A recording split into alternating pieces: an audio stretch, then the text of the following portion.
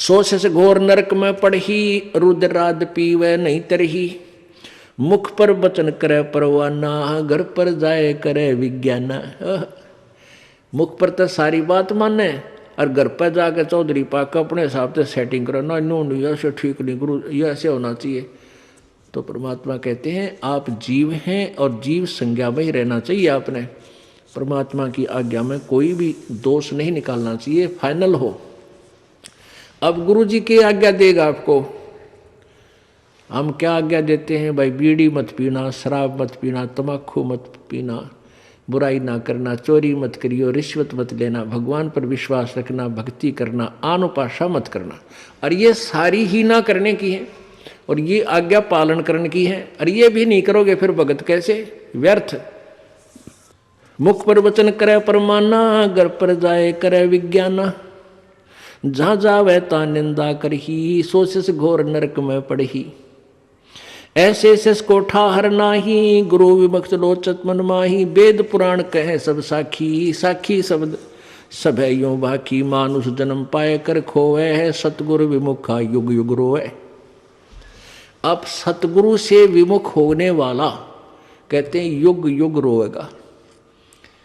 परमेश्वर आए थे सतगुरु रूप में,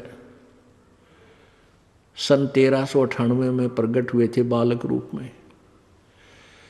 और सन 1518 में वो परमात्मा 120 वर्ष रहकर सतगुरु की भूमिका करके सहशरीर गए थे। तो उस समय जो हम 64 लाख के 64 लाख और परमात्मा से विमुख हो गए थे, हम सतगुरु से विमुख हो गए थे। और उनके विमुख होए हुए प्राणी युग युग रो रहे हैं। आज तक हम भटक रहे हैं, भरम रहे हैं, क्योंकि हमने परमात्मा को परमात्मा नहीं माना। क्यों नहीं माना? क्योंकि हम अशिक्षित थे। अशिक्षित होने के कारण हम उन गुरुओं की जो संस्कृत भाषा जानते थे, वेद पुराणों को पढ़ते थे, उन्हीं को हम विद्वान मानते थे। और वो कबीर परमात्मा जो हमें ज्ञान देते थे और जो ज्ञान वो संस्कृत भाषा के जानने वाले गुरु बताते थे, ऋषि बताते थे, वो कबीर जी के विपरीत था।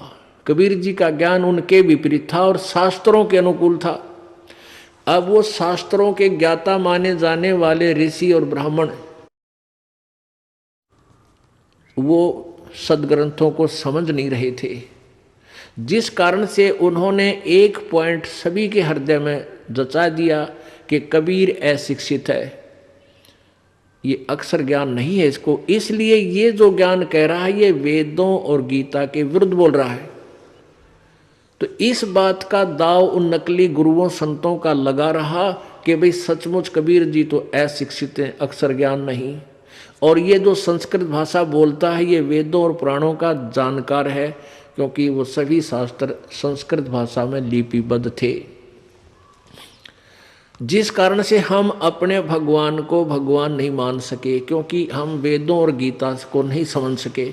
आज वेदों और गीता जी ने सिद्ध कर दिया कि कबीर भगवान है और जिनको हम भगवान मानते थे वो नासवान है।